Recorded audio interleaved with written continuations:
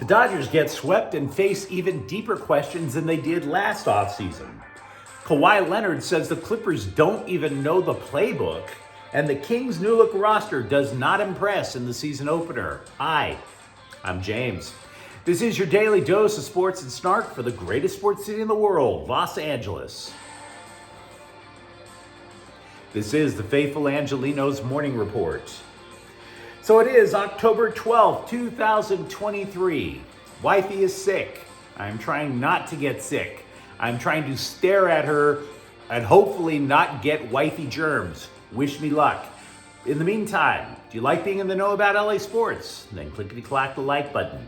Clickety-clack the subscribe button. There's a notification bell. Hit that. It'll let you know when we drop new content.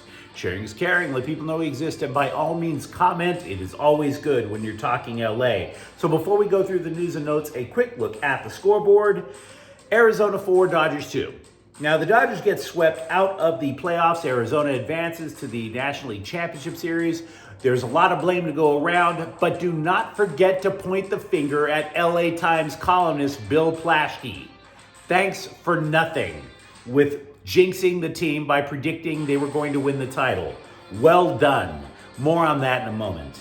Also, Quentin Byfield scored, but Colorado beat down the Kings last night 5-2. Cam Talbot stops 31 shots in his Kings debut. That is a problem because the Kings defensive system is designed to limit the shots that the goalie sees in the first place. So 36 shots. That's what needs to be addressed. Meanwhile, today, no games for LA teams. I plan on taking advantage of the opportunity by buying up all the peanut butter and the ass wipes that I can find for the upcoming Israeli-Hamas apocalypse. And not that generic Walmart crap either. I'm going to corner the market on Peter Pan, the champagne of peanut butter. Be jealous. Let's get back and talk to the Dodgers. I want to thank LA Times columnist Bill Plaschke for guaranteeing that the Dodgers were going to win the World Series a week ago. Idiot. And now, of course, he's piling on the Dodgers to cover up his own stupidity instead of finally doing some much-needed self-reflection, you over-emotional douche. But now that we've gotten Captain Emo with his daily bouts of bipolarism out of the way, the first thing we Dodgers fans have to recognize is that on one level, the team actually exceeded expectations. If you recall, prior to the season, we were told it was a brand new day in the NL West. Slime Diego Uber Alles. We would be surrounded by a bunch of middle-aged white men spitting bars about the greatness of Fernando Tatis and Manny Machado. Didn't happen. So on that part, kudos. But having said that, you and I, as Dodger fans, should still be upset. Because when you look at this particular series, the upstart Diamondbacks are now ahead of schedule on building their team from the minors on up. LA losing in the NLCS, the World Series, honestly, I could have lived with that. Because you could say, okay, well, they'd be outmatched against the Braves. But not in this series. And for damn sure, not by a sweep. So you can't accept that. Now, I can't say that I know that Dave Roberts will be fired as a result. It's possible, but it's doubtful. Tommy Lasorda stayed on as manager for the Dodgers for decades. He only won 2. But the so-called Dodger grit that Roberts hyped was nowhere to be found in the last 3 games. The so-called backup plans that we were told existed from the front office to fill in for the severely hampered pitching staff never materialized. In Game 3, I warned everybody. Lance Lynn allowed the most home runs in the major leagues. He was going to pitch in a very home run hitting friendly ballpark, and the guy allows 4 in an inning. The lineup that relied a ton on Mookie Betts and Freddie Freeman, they went 1 for 21 in the series. They had 4 guys who drove in 100 runs this year. Betts, Freeman, Max Muncy, JD Martinez. They combined to drive in 1 run. Betts said, quote, that he did, quote, absolutely nothing to help us win, unquote. Now, this is a team in transition. We knew that going into the season when they allowed Justin Turner to go, Trey Turner to go, et cetera, et cetera. We knew about the holes in the offense and in the rotation. The trouble is the metamorphosis is not complete. It could actually accelerate this winter because the Dodgers have as many as 15 free agents going into the offseason. 15. 5 of them have club options to extend. Maybe they pick up the option on Muncy and reliever Daniel Hudson. The rest, I have no bleeping clue. Now, you might say, well, James, signing Shohei Ohtani of the Angels would be awesome, and it would. But it's not going to be enough, not for next year. The team had extremely unreliable starting pitching, and Ohtani can't pitch next year because of his recovery from a second Tommy John surgery. You could say he would be a very, very expensive replacement for JD Martinez. As for some of the other notes to get to, Lynn pitched his way out of LA last night, man. And by the way, Dodgers starters combined to get just 14 outs the entire series while allowing 13 runs. Julio Urias is obviously gone. But then comes the curious case of Clayton Kershaw. I don't know how accurate this is because I have heard scribes who claim Kershaw was leaning towards hanging it up before the postseason. He told the scribes after the series he doesn't have an answer now. The only reason that Kershaw could return is to pass the 6,000 strikeout milestone next year. I don't know if that's a big enough reason. The 3,000 strikeout milestone, though, it's a lot like the 700 home run milestone to a hitter, only with a lot less running involved. Kershaw's decision, though, sets up the entirety of the Dodgers offseason, and I think he knows that. So I believe he will likely decide before the winter meetings and let the Dodgers know so they can go into their contingency plans. Next year, though, the rotation. No Urias, no Tony Gonsolin, probably no Dustin May, and if there's no Clayton Kershaw, it's going to be Walker Buehler off of his second Tommy John surgery, then Bobby Miller, and now Gavin Lux returns, but he's coming off of knee surgery, so his future is going to be where? The infield? The outfield? If he's a designated hitter, that takes Ohtani off the table, would it not? Because he can't throw, you can't put him you can't give him a glove.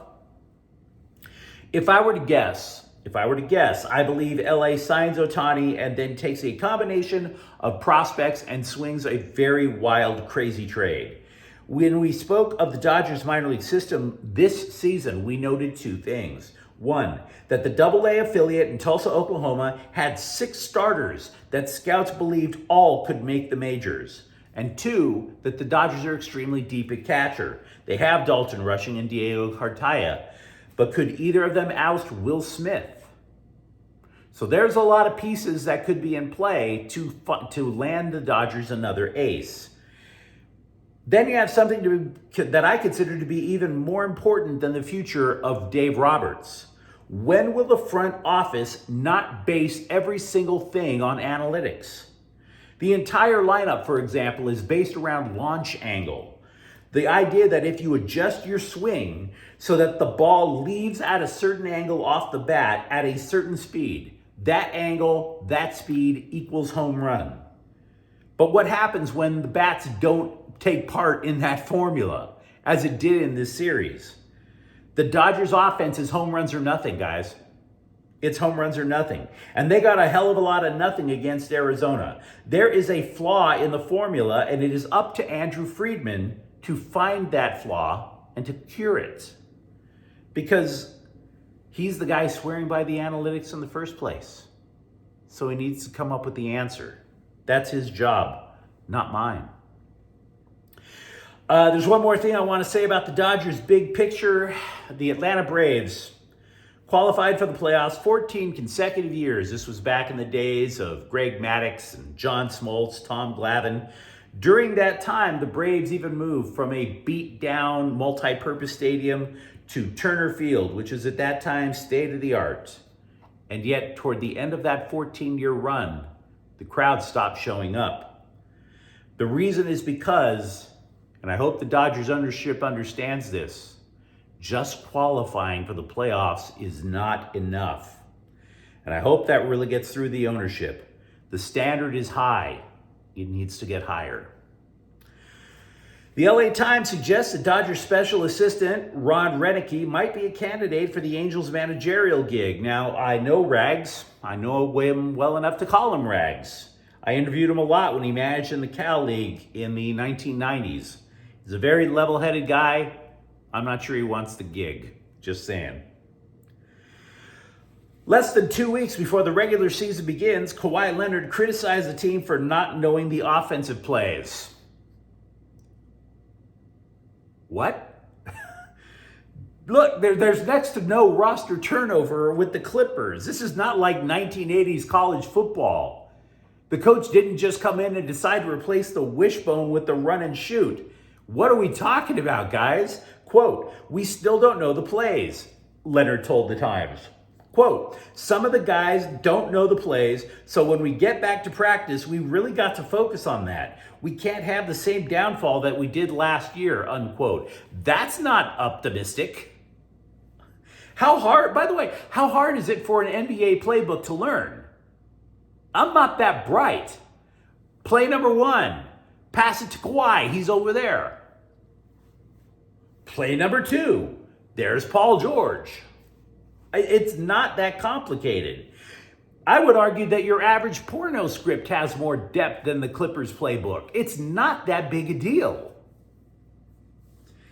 NBA official Joe Dumars, once an integral part of the bad boy Detroit Pistons, said, while you could argue players are not as efficient on the second night of back-to-back games, quote, "the data showed that in terms of injuries or fatigue, load management doesn't work." He said he wants the culture in the NBA to change so that, quote, "every player should want to play 82 games, unquote."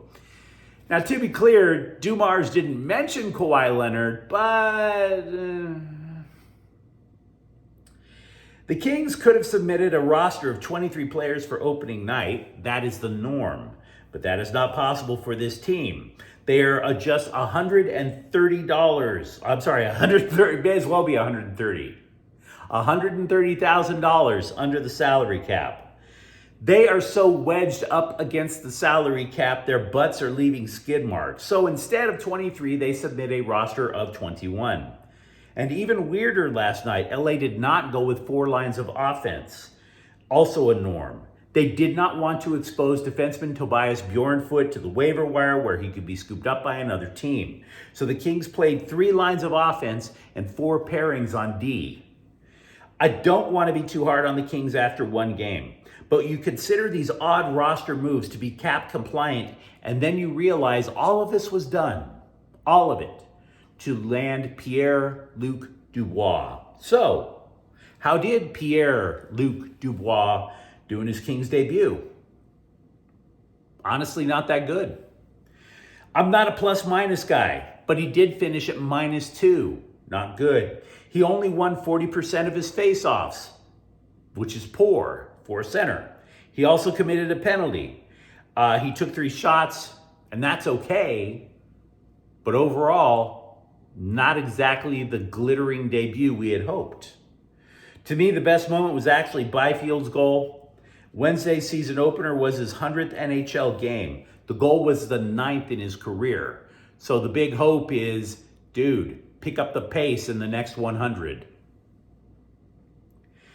UCLA's basketball coach Mick Cronin and Arizona coach Tommy Lloyd have discussed ways to keep the teams facing each other despite the impending demise of the Pac-12 conference.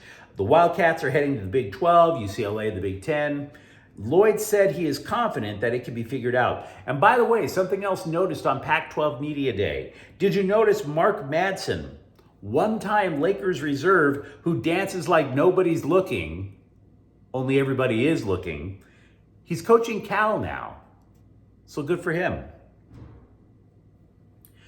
There is a dingle douche on ESPN named Greg McElroy who said USC would be a 7-5 football team without Caleb Williams. To which I say, and? Because they do have Caleb Williams. That's the way the ball bounces. And because they have Caleb Williams, they are one of 5 teams in the country that are bowl eligible. What is this if they didn't have da-da-da-da? Really? You know, if the Patriots never drafted Tom Brady, you know, if John Wooden never coached UCLA, you know, if I had $1 million in my pocket instead of food stamps, I mean, what are we talking about here, guys? Can I give you the reason why this is an idiotic take aside from the obvious? CBSSports.com released quarterback rankings in college football.